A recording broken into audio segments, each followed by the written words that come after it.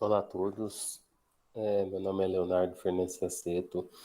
Hoje eu vou falar para vocês a respeito de nanotecnologias e agricultura sustentável que temos e onde podemos chegar. Inicialmente eu agradeço, aos organizadores do terceiro Congresso Digital de Nanobiotecnologia e Bioengenharia pela oportunidade e vou contar um pouquinho então do que nós estamos fazendo aqui no Instituto de Ciência e Tecnologia de Sorocaba, na Unesp. Bom, parte do que eu vou estar mostrando para vocês aqui, os resultados são oriundos de um projeto temático, que é financiado pela FAPESP. E nesse projeto, nós temos duas principais linhas de pesquisa, Uma linha é a de encapsulação de moléculas que podem ser sintéticas ou mesmo naturais. E uma outra linha, a parte de encapsulação de organismos, para controle também biológico de pragas. Esse projeto teve início há 4 anos, então a gente tem mais um ano pela frente, mas a gente tem bastante resultados que são bem interessantes. Outro aspecto importante, que quando a gente está falando de agricultura, a gente tem que pensar que existe uma busca, pela questão da sustentabilidade na agricultura. Então, quando a gente fala em sustentabilidade, a gente tem que pensar que tem que existir um equilíbrio, entre três principais aí pilares, O pilar econômico, porque no fim é uma atividade econômica, O pilar social, porque no final das contas, a produção de alimentos é algo que é importante para a sociedade, mas também a gente tem que pensar numa vertente que é a questão ambiental.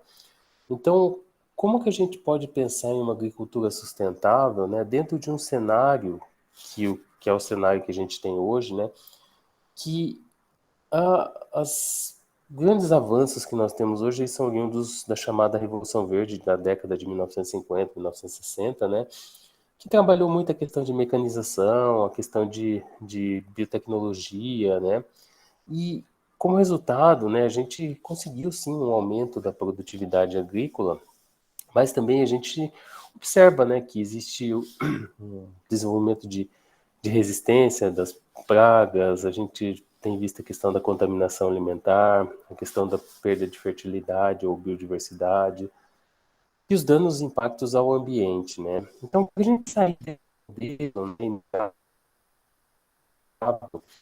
é importante algumas ações, dentre elas, talvez a diminuição do uso de moléculas sintéticas persistentes, como mesmo a questão de uso de controle biológico tem crescido muito, a questão de plasticultura, a questão de pesticidas à base de plantas, ou modelos que simulem a natureza, E o que a gente espera, com essa agricultura sustentável é que a gente possa restaurar a biodiversidade do solo, a gente possa aumentar a produtividade, a gente possa melhorar a segurança alimentar e principalmente diminuir, a questão da resistência das pragas. Outro ponto importante, é que dentro do cenário atual, a agricultura, ela é uma atividade antrópica e por ser uma atividade antrópica, ela consome muitas fontes naturais, oriundas da natureza. Então, 70% da água subterrânea a agricultura é responsável pelo consumo, 30% da energia, é, desmatamento, 30% dos gases de emissão de efeito de estufa e 30% do uso da terra. Então, olha o tamanho, a dimensão do impacto que essa atividade pode provocar no mundo, Um outro ponto importante dentro desse cenário ainda, é que a gente tem que imaginar que a população ela é algo que está crescendo, Existe uma previsão de que uma perspectiva de que em 2050 a população possa chegar até 10 bilhões de pessoas. E para isso a gente vai precisar aumentar em coisas da ordem de 50% a quantidade de alimento em relação ao ano 2010. E existe uma projeção de que os principais países, alguns países que serão os países mais importantes no aumento dessa produção nos próximos anos, e eu chamo a atenção bastante aqui para a América Latina, em especial Brasil e Argentina, mas aqui a minha visão é que assim, a gente pode aumentar a atividade, a produção agrícola, mas sem pensar, na verdade, em aumentar necessariamente a quantidade de área. Vamos imaginar que a gente tem que trabalhar com a perspectiva de aumentar a produção agrícola por área já existente, né? E é claro que para isso vão ter que existir tecnologias que sejam integradas e vai ter que ter muita inovação. Então, o que a gente tem, né, em termos de oportunidades e desafios para o uso de nanotecnologia na agricultura, né? Então, como eu comentei, a gente vem desse cenário da Revolução Verde, que vem com o desenvolvimento dos métodos de fixação de nitrogênio em processo Haber-Bosch para a produção de amônia, questão da mecanização, irrigação, agroquímicos, novas variedades, mas a gente vai ter que mudar, né, essa revolução para um sistema que trabalhe mais a questão de delivery, que trabalhe mais a questão do monitoramento e a questão do aumento de produtividade, né, para que a gente possa ter um sistema que possa ser eficiente, sustentável e resiliente, né. Então essa é a direção que precisaria ser tomada. No que tange, né, os usos de nanotecnologias em agricultura, eu coloquei aqui uma série de artigos que recomendaria para quem quer ter uma primeira ideia, né, ou para quem quer ter informações sobre quais são os potenciais usos, né, da nanotecnologia em agricultura. E eu destaco aqui um artigo, né, que é esse que fala da conexão entre nanotecnologia e inteligência artificial. E aí, quando a gente começa a falar do uso especial de nanotecnologia em agricultura, o que a gente tem que ver é que existem 4 principais áreas onde a nanotecnologia pode atuar. Uma que é na questão do aumento da taxa de conversão de energia nas folhas, então a ideia de aumentar como fosse o processo, a capacidade de captação de energia. A outra é a questão de você melhorar a qualidade e a saúde do microbioma que existe no solo, para que as plantas possam responder a situações de mudanças climáticas, por exemplo. A outra questão da gente trabalhar com o uso de fontes, né, de uma maneira mais eficiente, e aí reduzindo a poluição. E aqui eu falo dos fertilizantes e nanopesticidas. E a ideia também de se trabalhar plantas como sensores para que você possa fazer monitoramento. Bom, eu vou contar então agora, né, alguns casos que a gente tem no nosso grupo aqui de pesquisa. Então, um deles é um sistema à base de herbicida, né, um herbicida que a gente encapsulou com atrazina, e a gente fez toda a parte de caracterização exaustiva desse sistema. Esse sistema a gente vem trabalhando aproximadamente uns 14, 15 anos já. Então a gente sabe como são as partículas, a gente sabe a distribuição, a gente sabe as cargas, a potencial zeta desses sistemas, né? Mas o mais interessante é que a gente foi começar a estudar, né, qual era a interação, qual era o efeito desses sistemas em plantas.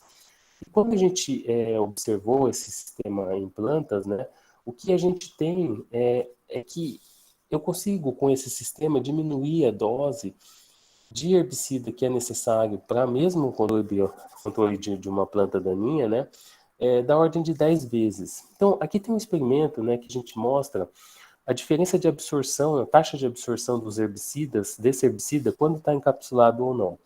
Esse trabalho foi feito em colaboração com o professor Valdemar Toniziello, do Sena, da USP, em Piracicaba. A gente usou uma atrazina marcada no ano 14, e o que a gente conseguiu ver foi que se eu comparo, por exemplo, uma formulação comercial ao longo do tempo, e se eu vou observando, quanto mais colorido aqui, mais intensa a cor, mais herbicida está sendo absorvido.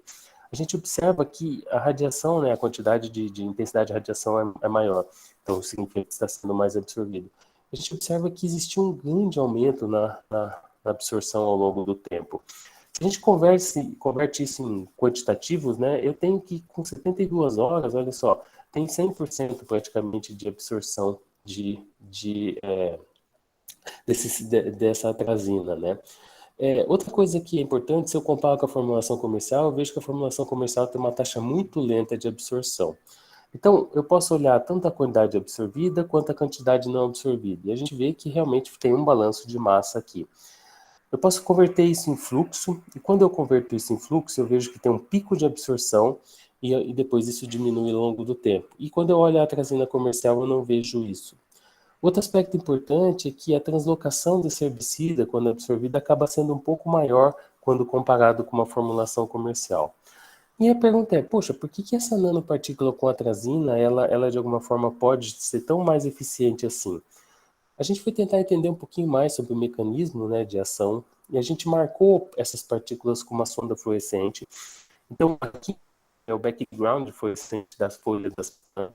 A gente, superfície, né, o nível de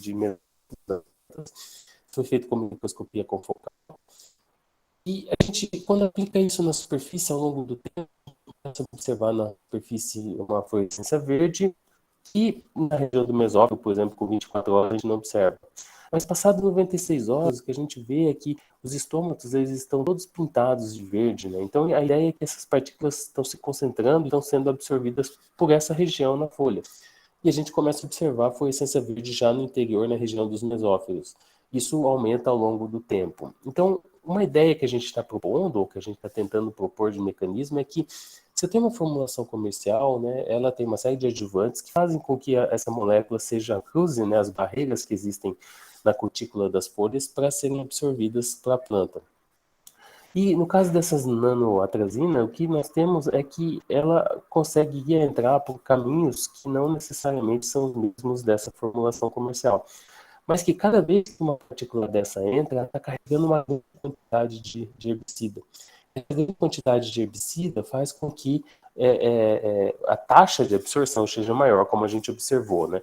É óbvio que a gente ainda está estudando para entender um pouco mais sobre esses mecanismos, mas é algo que tem sido bastante importante. Por que tem sido bastante importante? Porque a gente também, né, fez isso tudo em nível de casa de vegetação in vitro, mas a gente também foi para o campo para ver se esse sistema tinha a mesma performance no campo. E quando a gente trabalha, por exemplo, no campo, uma taxa de 200 gramas por hectare, que é 10 vezes menos que uma taxa que a concentração recomendada para um produto comercial, a gente observa que a inibição da fotossíntese, né, numa determinada praga-alvo foi muito maior comparado com a formulação comercial. Então, isso indica para a gente que a gente conseguiu, nas condições de campo, manter a performance desse sistema. Outro ponto importante é que, a partir desses sistemas, a gente começou também a pensar em outras estratégias. A atrazina, por exemplo, é um herbicida pré- e pós-emergente. Então, aqueles estudos todos foram feitos na forma pós-emergente, mas a gente tentou desenvolver um sistema onde a gente conseguisse, né, fazer um estudo de forma pré-emergente. E a gente, com isso, né, desenhou um novo sistema carreador com uma nova composição, e essa nova composição, de alguma forma, demonstrou que quando a gente tem a atrazina encapsulada com uma diluição de 80 vezes da concentração do herbicida, então 80 vezes significa que a gente teria 25 gramas por hectare, a gente conseguiu um controle das pragas, ou pelo menos das plantas que a gente usou como modelo aqui nesse estudo. Isso foi alvo de uma patente que a gente depositou no final do ano passado. Então, ou seja, a gente está conseguindo entender um pouco mais como são esses processos, a gente está conseguindo desenhar um pouco mais essas partículas, e o que a gente espera com tudo isso, né? A gente viu no começo da palestra que a ideia é que a gente possa, né, com uma agricultura mais moderna, no caso usando nanotecnologia, diminuir fontes de poluição. Se eu estou tentando, né, desenvolver sistemas que possam ter a mesma eficiência com o uso menor de moléculas para controle, isso é algo que é importante, né, para uma agricultura mais sustentável. E onde que a gente pode chegar com isso, né? A gente pode chegar, inclusive, né, numa ideia que é de usar sensores. Então, a gente já tem um trabalho com um grupo de pesquisadores da Itália que desenvolveram um nanosensor à base de alga para nanotrazina, e a gente poderia pensar em espacializar isso, né, no campo, esses sensores, conectar com tecnologias de informação, para que a gente pudesse saber que momento um nível de atrazina, por exemplo, diminuiu a ponto de não se ter o controle, e você poderia fazer intervenções mais pontuais, que faria com que, de verdade, você teria um controle muito mais efetivo, né? Então, esse é um modelo aí que a gente entende que seja interessante. Um outro modelo também, né, que eu vou colocar aqui como um caso 2, né, são sistemas que possam ser responsivos, né, à atividade de enzima. Então, a gente preparou um nanobiopesticida, né, à base de zeína. Então a estrutura da partícula é uma proteína, que é a zeína. A gente encapsulou moléculas de origem natural, então inseticidas botânicos, né, de origem natural. De novo, a gente fez toda a caracterização desse sistema, a gente avaliou a fitotoxicidade em plantas de interesse, para ver até que qual era o limite de concentração que a gente poderia utilizar. Nesse caso, a gente usou uma mistura, né, de limoneno e carbacrol como ativos, né, e a gente foi tentar fazer a prova de conceito desse sistema, né. Então, o que nós fizemos inicialmente foi incubar essas partículas com uma enzima, tripsina, e o que a gente observou foi que, ao longo do tempo, a dispersão de luz desse sistema foi diminuindo. Conforme diminuía a dispersão de luz, a gente media a distribuição de tamanho das partículas e o número de tamanhos de partículas que a gente tinha, o número de partículas que a gente tinha. E a gente observa que vai tendo uma diminuição na concentração das partículas. A gente também fez um gel de eletroforese, e o que a gente observa é que existe uma... Aqui são as bandas da zeína, e conforme a gente incubou com tripsina, a gente ia observando o aumento da presença de fragmentos de proteína menores, indicando que essa proteína estava sendo degradada. Outro tipo de prova de conceito que a gente fez também foi a questão da gente fazer isso ofertando numa dieta para organismos, para lagartas. Então, quando a gente fez isso, a gente marcou essa proteína com uma sonda fluorescente, a gente ofertou esse nanobiopesticida na dieta para lagartas e a gente começou a coletar das lagartas o conteúdo do midgut e das fezes. A gente extraía essa sonda fluorescente e a gente ia observando que ao longo do tempo ia se aumentando a quantidade de sonda fluorescente no conteúdo do midgut e também ia aparecendo a sonda nas fezes. A gente observou também, por microscopia de fluorescência, que ao longo de 2 horas existe uma certa concentração já no midgut dessa sonda fluorescente, e ao longo do tempo essa sonda foi se distribuindo dentro do midgut de uma maneira mais homogênea, né? Para saber se essas partículas estavam simplesmente se distribuindo ou estavam sendo degradadas, o que a gente fez foi um ensaio de liberação onde a gente incubou as enzimas, e aí no caso a gente usou o conteúdo do midgut e usou uma solução de tripsina com a mesma atividade enzimática do conteúdo do midgut. E quando a gente incubou isso, a gente observa que existe um aumento na liberação da sonda fluorescente, então indicando que realmente essas enzimas estavam degradando aquelas partículas. Nessa linha ainda de moléculas naturais e repelentes, né, compostos de origem de óleos essenciais, né, a gente trabalhou também com repelentes, sistemas que pudessem não só promover a morte, né, de um organismo, mas também promover a repelência. Então, a gente fez combinações de diferentes ativos que são encontrados em óleos essenciais com diferentes partículas e acabou avaliando o efeito disso sobre algumas pestes, né, ou pragas. Da mesma forma, né, nós usamos zeína como um material de parede para essas partículas, né?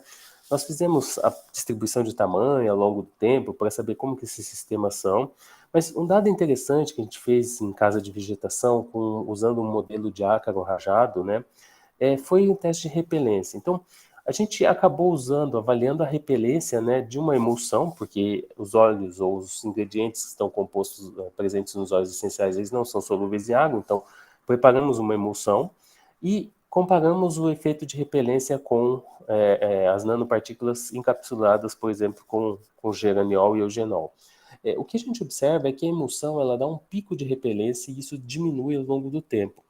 Enquanto que, por exemplo, se eu pego as nanopartículas de geraniol com genol, eu observo que existe uma repelência que é mais tardia. Então, aqui é um exemplo, né, que muitas vezes as pessoas elas querem sempre ter tudo encapsulado, associação, preciso preparar um composto encapsulado. E eu sempre falo que tudo depende, né? Qual é o limite dessas coisas? Então, aqui é um exemplo clássico. Eu não quero um controle tardio. Eu não quero um controle que seja muito rápido. Eu quero um controle que seja uma mistura dessas coisas.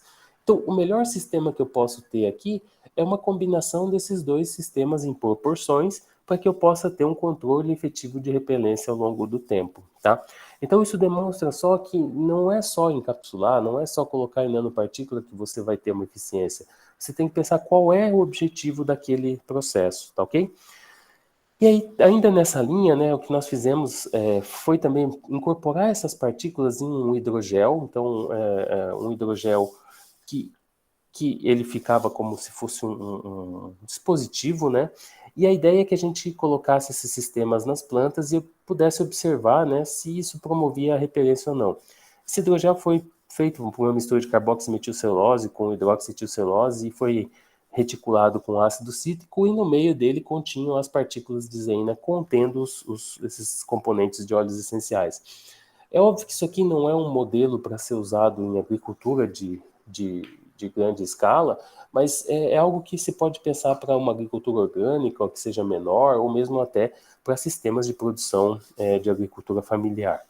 Bom, o que nós observamos, também usando um modelo de ácaro rajado, nós fizemos um experimento no qual nós tínhamos o hidrogel com o repelente de um lado e plantas sem o hidrogel.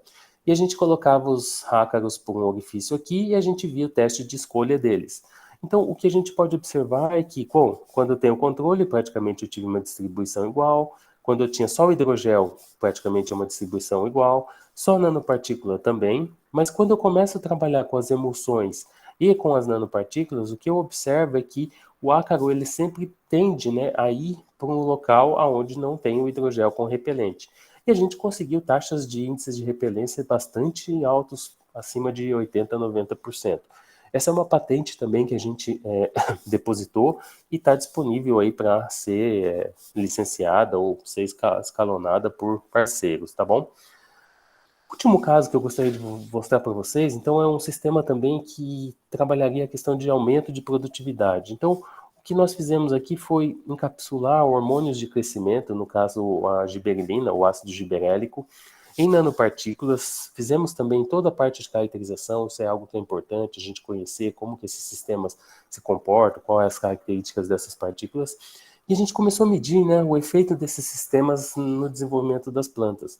Então, aqui, só para ter um exemplo, né, eu tenho folhas de soja com um determinado controle. Aqui são soluções de alginato, quitosana TPP. Aqui é o GA3. Aqui é uma quitosana encapsulada com o GA3 encapsulado no nanopartículas de quitosana. Aqui o GA3 encapsulado no nanopartículas de alginato quitosana. Então, você vê que existe uma diferença na questão do desenvolvimento da área foliar. E aí nós quantificamos toda a parte aérea, a parte de raiz, a parte de carotenoides, para ver quais seriam os efeitos. Mas o mais interessante, na verdade, desse sistema foi que quando a gente foi para o campo, e a gente acabou trabalhando isso com tomates, né, a gente observou que existe uma concentração recomendada do uso de giberelina em tomates. Nós fizemos tratamento de semente desse tomate, e o que a gente observou foi o número de frutas, ou a gente quantificou a produção das frutas por cada tomateiro. E se eu pego, por exemplo, uma nanoquitosana quitosana TPP com ácido giberélico, a gente chegou a encontrar 200% no aumento da produção de frutas. Ou seja, eu estou diminuindo eu estou conseguindo, né, fazer com que, associando as nanopartículas com sementes, tratamento de semente, eu tenho um aumento em 200% na produção de fruto. A mesma coisa aconteceu com as nanopartículas de quitosana e alginato, onde a gente tem por volta de 170%, 150%. E quando a gente vai diminuindo a dose, por exemplo, nesse caso de alginato quitosana, ou seja, indicando que a composição da partícula é importante também para esse sistema, a gente consegue trabalhar com 10 vezes menos e aumentar a produção em 150%. Ou eu posso trabalhar com 100 vezes menos hormônio e conseguir aumentar em 80% a produção. Então, esses dados são bem, bem interessantes, né, para a gente, pensando em termos de desenvolvimento, de aumento de sistemas que possam aumentar a produtividade. E aí, assim, onde que a gente pode chegar com toda essa história, né? O que que a gente acredita que possa ser interessante? A gente acredita que a gente tenha que começar a desenvolver sistemas que possam responder cada vez mais às condições de estresse biótico e abiótico. E aí, sistemas que possam ser responsivos à temperatura, à presença de umidade, salinidade, ou à presença de patógenos, né? E outra estratégia também que a gente acredita que é interessante é que a gente possa fazer sistemas baseados em sistemas da natureza. Então, sistemas, por exemplo, com armadilhas, onde a gente possa usar um semioquímio para fazer um sistema de atração e, associado a isso, a gente tem um sistema que possa matar aquela determinada praga. Então, eu estou atraindo espécies seletivas ou que eu gostaria de resolver ou diminuir a população delas, para que eu possa fazer um sistema de controle, né? Então, esses sistemas do tipo atrai e mata, né? Então, em resumo, né, a gente entende, né, nós aqui no Grupos entendemos que existe a possibilidade de desenvolver nanoprodutos que possam contribuir para uma agricultura sustentável. A gente tem que pensar nesses sistemas como sistemas que possam aumentar a produtividade por hectare, que a gente possa minimizar o impacto desses sistemas ao ambiente e saúde humana, que a gente possa, né, responder às condições climáticas, né, ocasionadas por mudanças climáticas. Isso é um paradigma que a gente vai ter nos próximos anos, né? A gente vai ter que resolver isso, porque a gente vai ter que começar a pensar em culturas que vão estar suscetíveis a mudanças climáticas que às vezes a gente não vai ter capacidade de prever tudo o que vai acontecer. A gente tem que pensar também em respostas, em soluções que possam ser baseadas na natureza, e aí o Brasil tem uma grande biodiversidade para que possa ser utilizada como um modelo, né? Somado a isso, a gente tem que imaginar que a gente tem que trabalhar esses sistemas de forma a pensar no bem-estar da sociedade. Então, pensar que a gente direcione todos esses sistemas para melhorar a qualidade de vida das pessoas, né? Que a gente possa também pensar que desenvolver sistemas que eles sejam, o próprio sistema, né, ele seja um pesticida verde ou um nanopesticida verde, mas que ele considere todas as etapas do ciclo de vida desse produto, e não só, às vezes, numa etapa de síntese, depois eu vou ver que isso é muito persistente no campo, mas que, na verdade, todos esses nanopesticidas eles sejam, em todas as suas etapas do ciclo de vida do produto, eles sejam greens também. Por fim, né, eu entendo que é de grande importância, né, que a gente invista em pesquisa, né, e desenvolvimento para a gente garantir esse protagonismo que o Brasil tem em tecnologias, principalmente em nanotecnologias, não só para o agronegócio, mas em outras áreas. A gente tem que pensar que existe a necessidade de desenvolver soluções sustentáveis e que sejam baseadas na natureza. A gente vai conseguir isso se a gente tiver um estímulo, né, ou se a gente buscar parcerias entre universidades, centro de pesquisas e empresas. A gente tem que criar centros de pesquisa e redes de desenvolvimento para realmente criação de projetos que possam resolver problemas reais com tecnologias que possam ser disruptivas. Então, isso é um ponto que é extremamente importante, porque às vezes a gente está desenvolvendo coisas na academia que a gente não tem noção do que está acontecendo no campo de verdade, né? Então a gente não tem noção do problema real. Então essas redes, esses centros, eles têm que focar realmente nos problemas reais de quem está enfrentando isso lá no campo. Ou mesmo quais são os problemas tecnológicos que existem, né? Os gargalos tecnológicos que existem em termos de produtos que possam ser incorporados por indústrias ou por empresas para que isso possa gerar produtos que possam ser mais green para o ambiente, né? E a gente só vai conseguir isso quando a gente trabalhar com equipes que sejam multidisciplinares. Nós nunca vamos conseguir fazer isso se nós ficarmos isolados, se nós não trabalharmos em conjunto para solucionar esses problemas reais. Então, até em função disso, tem uma lista bastante grande aqui de agradecimento a colaboradores. Esse grupo de pesquisa a gente tem trabalhado na última década, principalmente juntos. São pessoas com diferentes formações, diferentes expertises, pessoas que possam, que acabam, né, de alguma forma, colocando pontos de vistas diferentes, e isso que fez com que a gente conseguisse esses resultados que eu estou mostrando aqui para vocês. Esses resultados não são meus só, são resultados desse grupo todo de pessoas, de colaboradores, de pós-doutorandos, de mestrandos, doutorandos e de estudantes de iniciação científica. E é claro, a gente não conseguiria nada disso se a gente não tivesse suporte, né, das agências de fomento, e aí aqui eu agradeço a todas elas.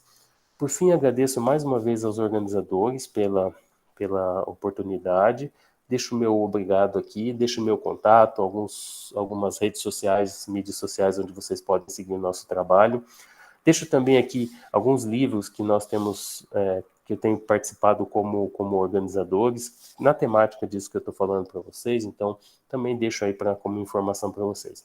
Mais uma vez, muito obrigado e fico à disposição para perguntas.